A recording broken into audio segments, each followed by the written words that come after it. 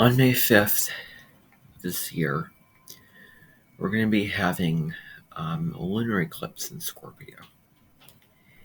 And lunar eclipses bring things to light because they're full moons, but they're dynamic and they're fated and they're karmic. And so lunar eclipses are like full moons, except the nodes of the moon are involved. And whatever sign the nodes of the moon are in, that tells you where the eclipses are going to occur and what polarity and themes that we're all going to be working with individually and collectively over the course of 18 months, particularly during the eclipses. Eclipses always come in pairs. There's a solar eclipse and then there's a lunar eclipse, either one happening before or after the other. And so a lunar eclipse in Scorpio, the sun will be opposite the moon. Sun in Taurus, moon in Scorpio. And with the moon in Scorpio, it is intense, and the moon in Scorpio is about revealing things and bringing things to light, illuminating things. It deals with shadow work, and it also deals with secrets and what is underhand and underground. And that's what the full moon brings up, is stuff. It's about releasing things, bringing things to light.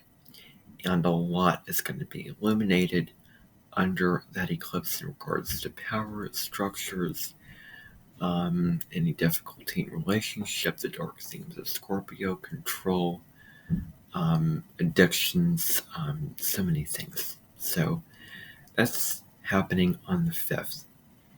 And to tie that in to the huge topic of society,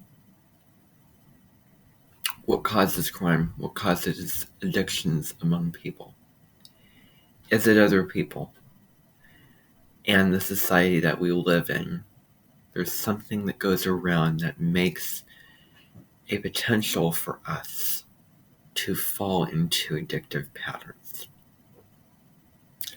And so what are the secrets socially about people in power needing to be looked at to see what their true motives are and what they're really about? Scorpio is about what's really about, what's real. And also, it deals with digging things up and again, revealing things. And so maybe that will or won't tie in to today. I'm also talking about the Sun-Moon square, which is happening today with the Sun in Aquarius and Moon in Scorpio. Aquarius deals with society. Aquarius deals with sociology, the study of the collective, groups of people, and also individuals, both and. And Aquarius is about multiple perspectives of people, of many walks of life, people from many walks of life. And Scorpio is really psychic and it's empathic. It's about feeling into the depths of what is really going on in someone's life. And Scorpio is a water sign like Pisces, deals with empathy. And it deals with putting yourself in someone's shoes.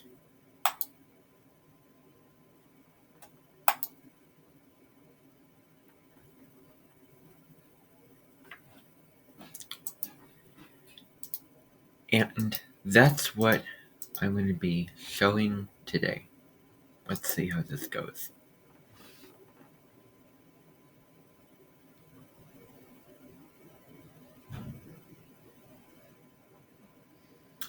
So this is an in their shoes activity.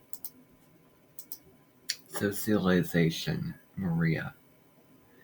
This in their shoes activity places the player in the position of Maria, a woman who lives in poverty and has taken a job at a factory in a scenario dealing with issues of socialization. So this is the assignment here. So it says, after completing this activity, you will be able to explain how the workplace, family, and religion can be agents of socialization. Apply the sociological imagination to real-life scenarios. The scenario is about how a workplace, family, and religion can be agents of socialization. The scenario focuses on Maria, who lives in El Salvador.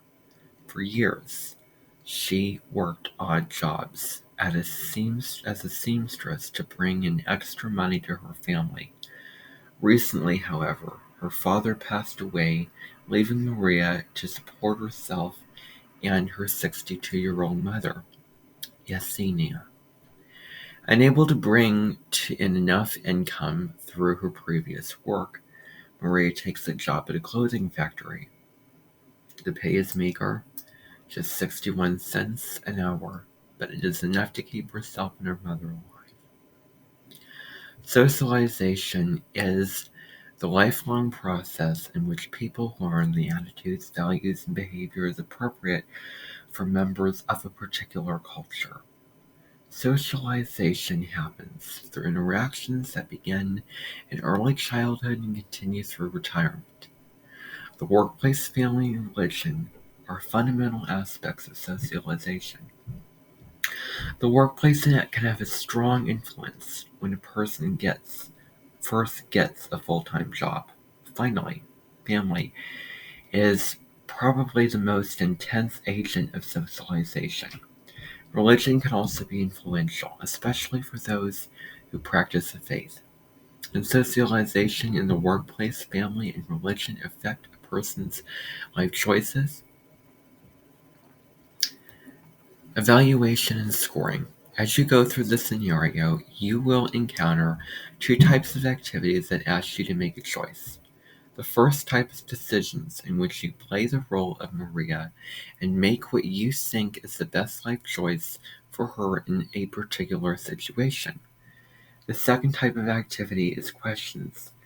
These test your knowledge by asking you to select from among multiple choice answers.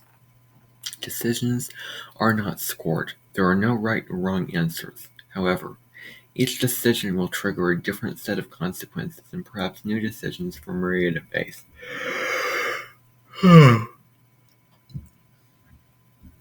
When you are asked a question, answer as you see fit. You can review feedback on your answer choices throughout the activity, and your overall score will be given at the conclusion.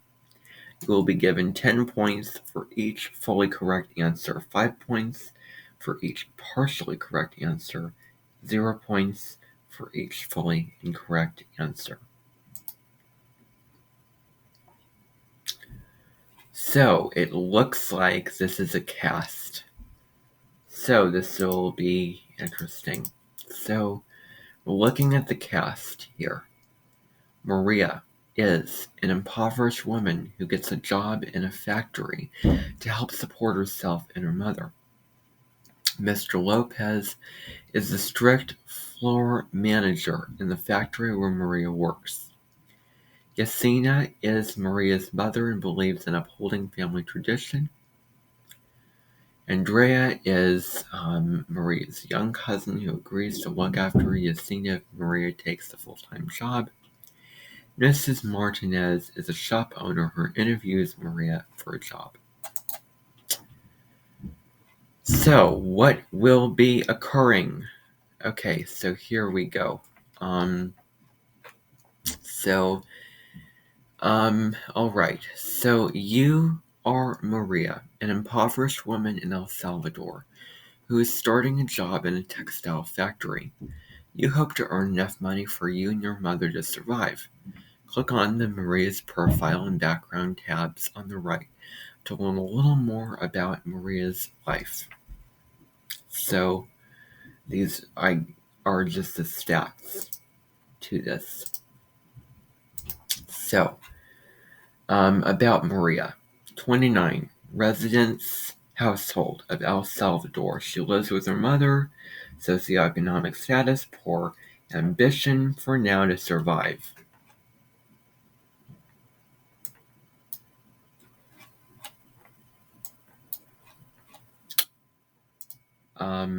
About Maria, does it tell? Background. Maria lives in El Salvador. For years, Maria worked odd jobs as a seamstress to bring in extra money for her family. Recently, however, her father passed away, leaving Maria to support herself and her 62-year-old mother, Yesenia. Unable to bring in enough income through her previous work, Maria takes a job at a clothing factory. The pay is meager, just 61 cents an hour, but it is enough to keep herself and her mother alive.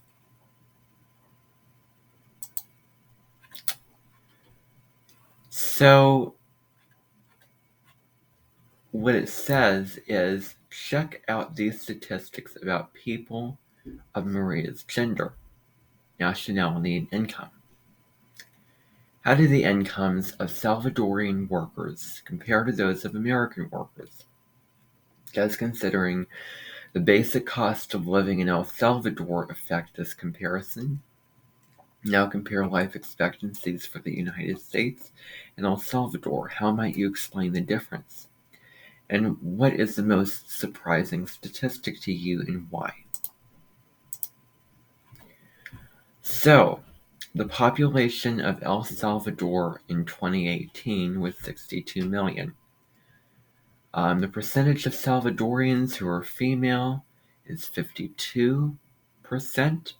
Percentage of Salvadorians who are aged 25 through 54 is 39.8%. Percentage of Salvadorians who are female in age 25 through 54 is 21.3%. Percentage of U.S. population that is female in age 25 through 54 is 19.6.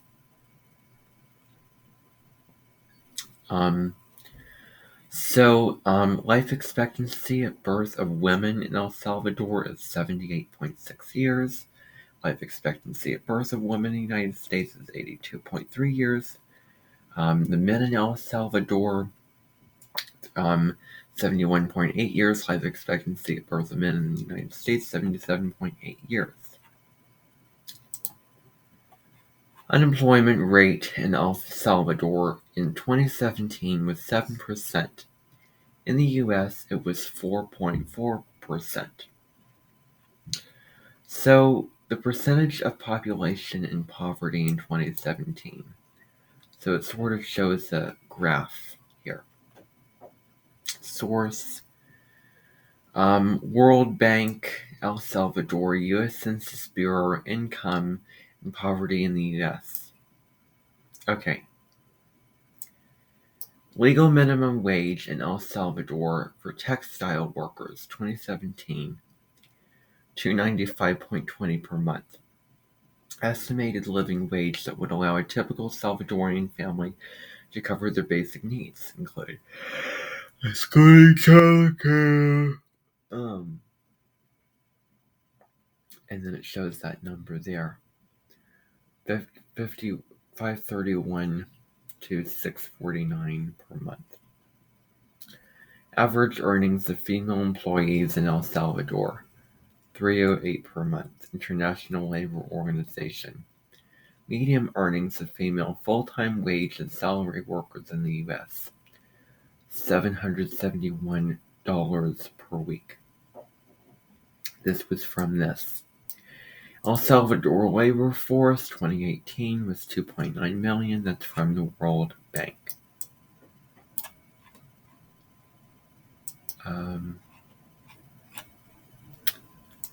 Continue.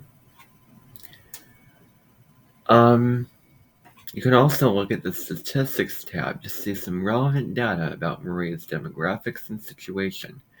If you want to review this information at any point during this activity, you can click the Materials button at the bottom right of the screen. Please do. So, yeah. So, it shows the same thing as we just looked at here. So, continue. Okay. You are Maria, an impoverished woman in El Salvador who is starting a job in a textile factory. You hope to earn enough money for you and your mother to survive. Click the Maria's profile and background tabs on the right to learn a little more about Maria's life. Check. Maria's life is about to change in a big way. To learn more about Maria's current crisis, click the Continue button. Then it talks about the crisis. After her father dies, Maria needs to support herself and her 62-year-old mother, Yesenia. To do this, she takes a job at a clothing factory. The pay is just 61 cents an hour, but it's enough to keep herself and her mother alive.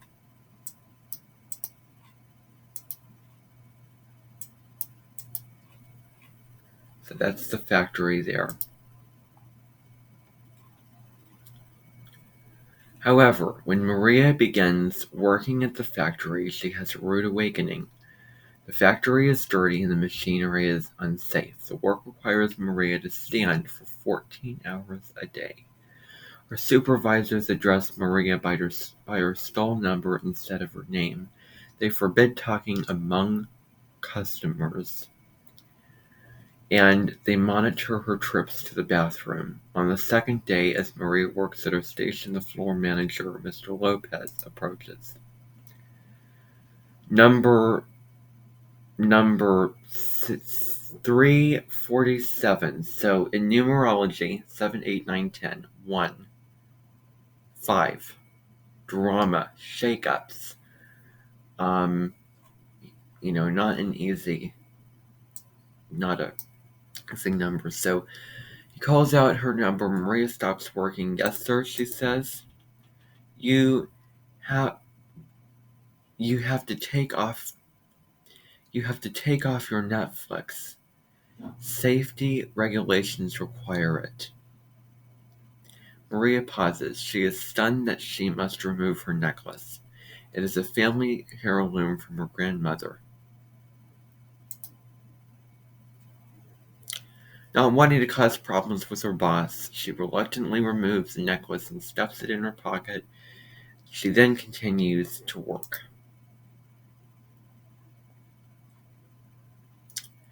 As part of the socialization adjustment in her workplace, Maria cannot wear her necklace. What aspect of the workplace environment causes Maria to make this change?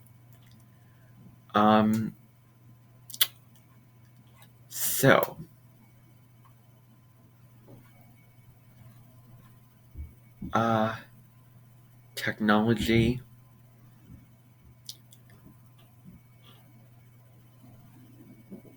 probably low pay. Yeah. I'm thinking that it is low pay. Incorrect.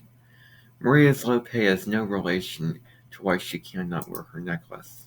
Technology. Okay.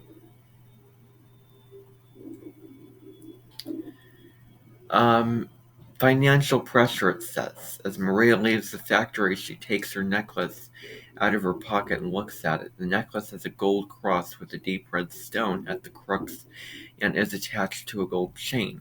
It has been in her family for decades. Supposedly, it is blessed by Archbishop Oscar Romero, who spoke out against poverty and injustice in El Salvador and was canonized. Canonized? I've never seen that word before, as a saint after his death. So, Well, Maria's grandmother gave the necklace to her as a present for her confirmation at age 14. When she put it on, she promised herself that she would never take it off, and yet necessity has forced her to do so. Although both Maria and her mother are skilled seamstresses and her mother gives them sewing jobs to do at home, they cannot bring in enough money this way to pay for food and other necessities, nor are there many other local jobs for women that pay enough to live on. Maria thinks, I have to keep this job for my mother and I to survive.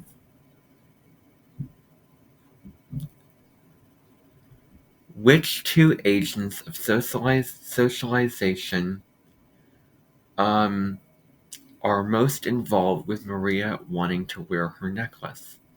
Materials on the right have been updated.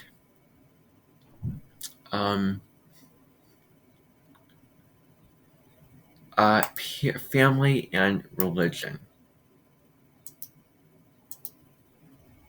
Probably this one. Family and religion. Correct. The necklace is significant in Maria's family because it is an heirloom. It is significant religiously because it was given to Maria on her confirmation and was blessed by Saint Oscar Romero. All right, so let's move on here. In her family's tenement apartment, Maria describes to her mother what her workday was like, but avoids saying that she had to remove the Netflix. So then it goes on, has these kind of conversations. This is horrible. You get only 2 bathroom breaks a day, yes, and they escort you to the restroom. What are they afraid of? You're going to... They don't trust the workers. We're just objects to them, numbers. Their conquistadors, power and greed. It's a shame that our family or any family has to work in these conditions. Don't worry about me. Don't worry about me. I'll get by. You should quit that job. Just earn enough for you. You know I can't do that. If Maria told her mother about not being allowed to wear the necklace, Justina would go through the roof. She would insist I leave the job, and then what? So, in American culture, men and women each have certain traditional attitudes associated with their respective gender.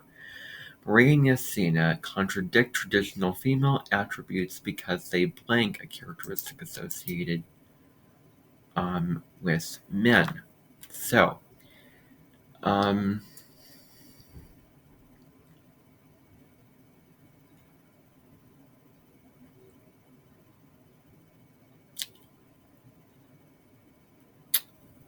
are tough. This could be wrong or this could be right. Yes, it says. Many cultures, men are thought as tough. Women are tender. Maria and Nasina contradict this. Let's just continue here. All right. Pressure on Maria's well-being. Because Maria works from 7 a.m. to 9, 7 days a week, she is unable to attend church on Sunday. She feels angry and somewhat guilty about this. After she gets off work on Sunday, she walks to her church and enters it. She goes to a pew, kneels, and crosses herself.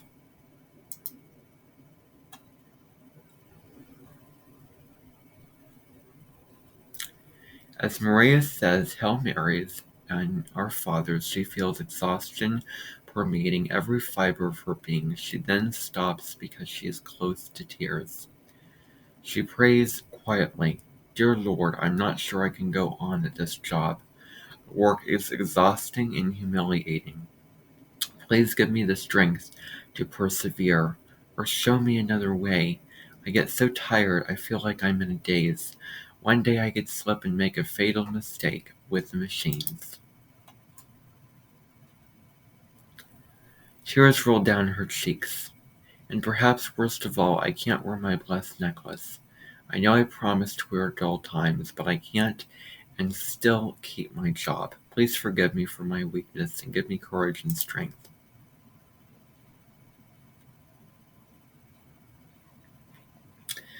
Let's just look at this little section here. Maria is not certain how long she can keep living like this. Between the grueling work, the long hours, and the dehumanizing conditions, she finds herself operating in a dim haze. Also, she feels guilty about not wearing her grandmother's necklace, which adds to her distress. She fears that even if she avoids a mental breakdown of some kind, she will eventually slip and make a fatal mistake with the dangerous factory machines. Maria has to discard her former behavior of wearing her necklace all the time and instead accept the new behavior of taking it off while working. This is an example of resocialization, a degradation ceremony, a midlife crisis, anticipation, socialization. I don't even know where to begin with this. Resocialization. Let's look up that term.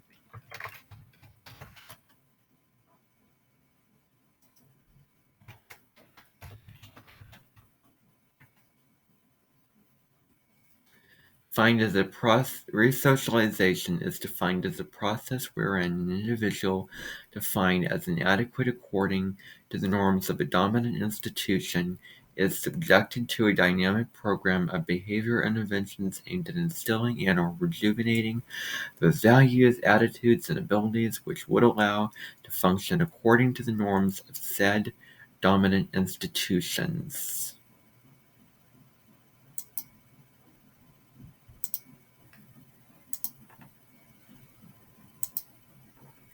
Correct. It is the process of discarding former behavior patterns and accepting new ones as part of a transition in one's life.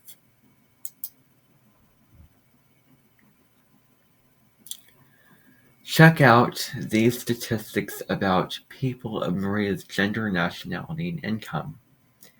How do the incomes of Salvadorian workers compare to those of American workers? Does considering the basic cost of living in El Salvador affect this comparison? Now compare life expectancies for the US and El Salvador. How might you explain the difference?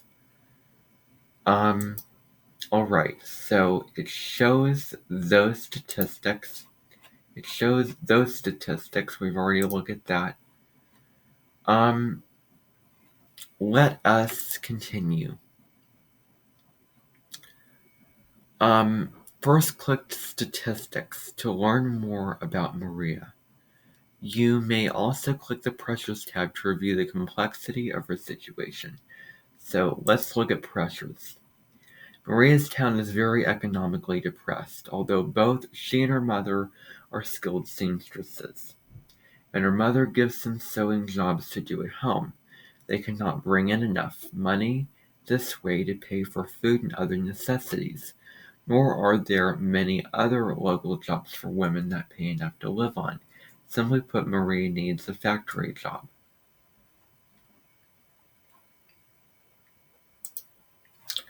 Although Maria's mother would be even more vulnerable if she had lost her job, Yasina is actually more offended by the restrictions placed on Maria and her co-workers, as well as the conditions under which they work, than she is concerned for her own well-being. She also is a fierce defender of her family. If she finds out that the factory made Maria remove the Netflix inherited from Yasina's mother, Maria's grandmother, Yasina will be irate. She has already tried to convince Maria to quit. This will likely make her insist on it. Maria is not certain how long she can keep living like this. Between the work, the long hours, and the dehumanizing conditions, she finds herself operating in a haze. Also, she feels guilty about not wearing her grandmother's necklace, which adds to her distress. She fears that even if she avoids a mental breakdown of some kind, she will eventually slip and make a fatal mistake with the dangerous factory machines. Can click continue and then decide button will become available so you can help Maria make this important life choice. If you were Maria, what would you do? Remember, there is no right or wrong answer. Both decisions have pros and cons. This is very interesting. This is a very interesting question. But I choose an answer. Quit. Surely I can find something better than this awful, dehumanizing job. You have to live according to your own values and what is right for you, period. I'm sorry, but that was a really tough choice, and that was the path that I would choose if I was in that choice.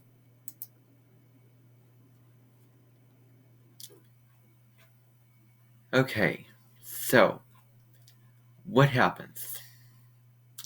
Maria leaves the factory and goes back to do sewing jobs at home. It is a huge relief to be away from. Well, there you go. Maybe you can have people come to your home and you can put on your own business, and then people can give you money from that. Goes back to do sewing jobs at home. It is a huge relief to be away from the factory. Also, she begins looking for another relatively high-paying job. She sees an ad for a shop assistant and decides to apply. In a dress shop, Maria has an interview with the owner, Miss Martinez. Have you ever... Okay, this was the right path. Have you ever worked in a dress shop before? No, but I do a lot of sewing. I know how to make dresses. That might prove helpful, and you have a high school degree. This proves that when a path is not right for you and you know it, get off that path, and get on a new one, and the universe will provide. Period. End of story. End of discussion. Which is showing up in this situation. She left that job. I'm not going to say the word. And then a new path is opening up for her. That's a better path. I know how to make dresses. That might prove helpful, yes. I graduated from elementary school, but I learned quick. I'm sorry, but it requires a high school diploma. Maria feels disappointed about not getting the job. As she continues to search for work that pays well, she meets with similar responses. She does not have enough education and experience, and most of all, she doesn't have any other skills than sewing.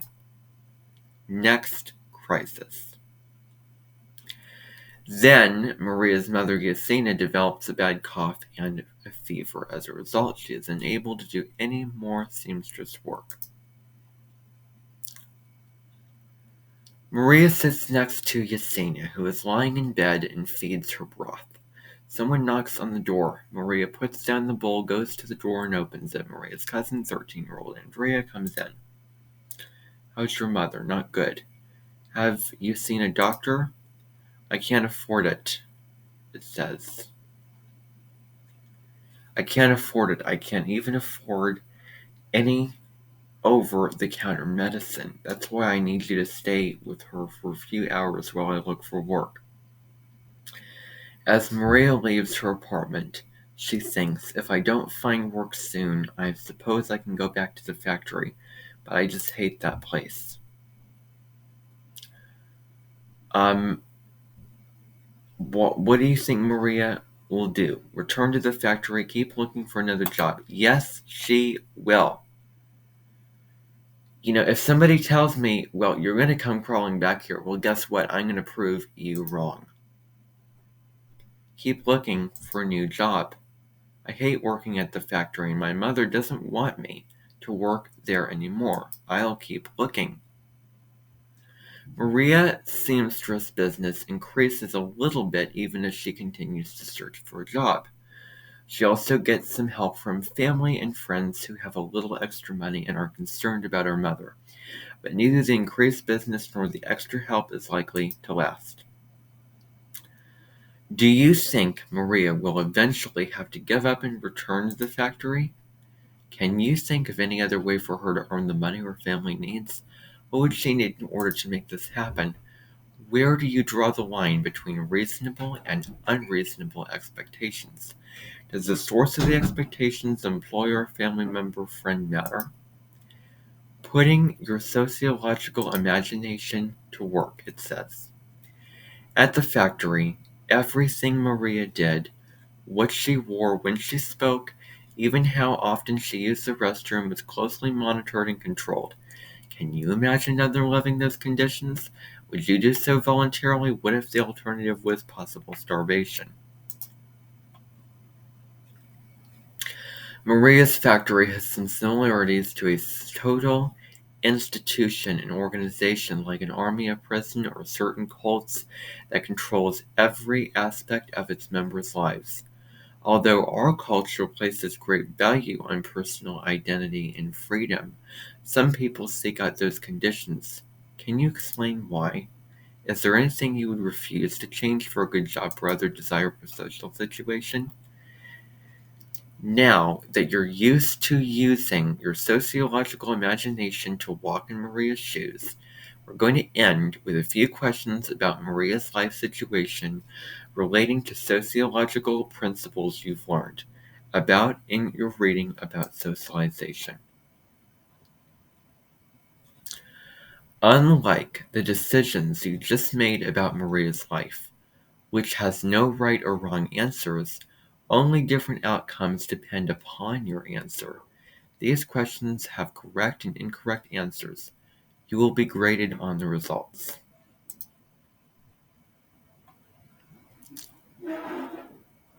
Click Continue when you're ready to proceed. Question 1. As Maria considers her options by rehearsing in her mind the potential outcomes of either staying in difficult working conditions or quitting and thereby giving up her income, she is engaged in a process of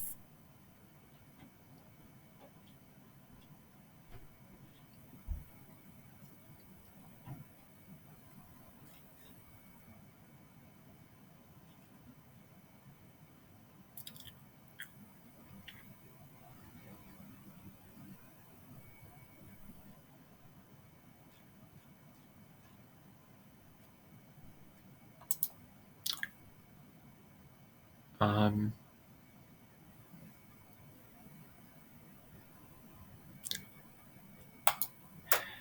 probably this. Yes, it's a process of rehearsing for future positions, occupations, and social positions.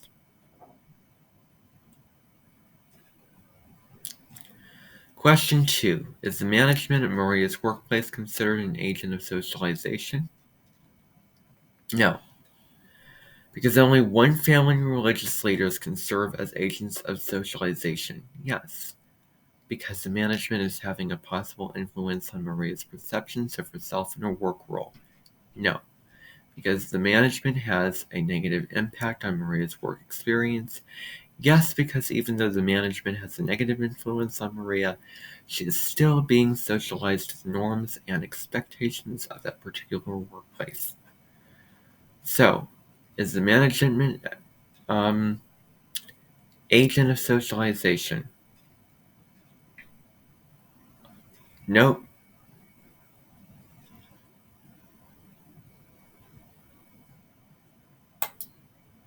probably that one.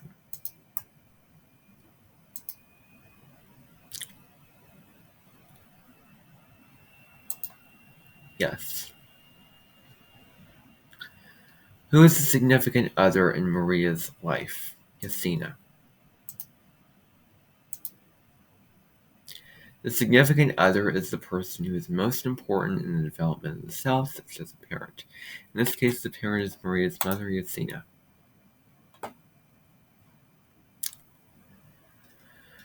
Fourth question. After the worker next to Maria maimed her hand in a machine, Maria put herself in that woman's place and imagined what it would be like to have such an accident happen to herself.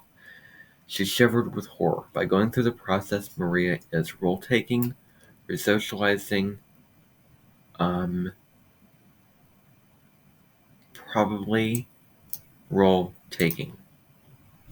Yes. It's mentally assuming the perceptions of another and responding from that imagined viewpoint. Which of the following statements shows Maria's distinct self?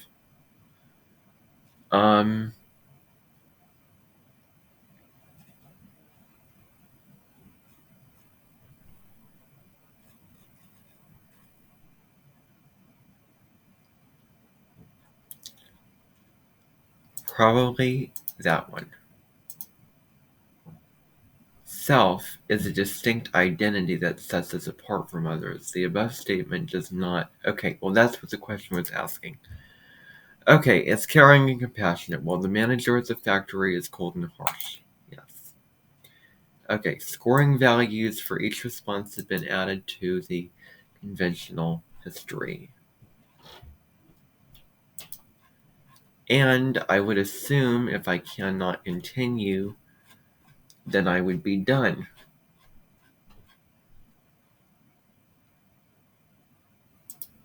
What is going on here? Score.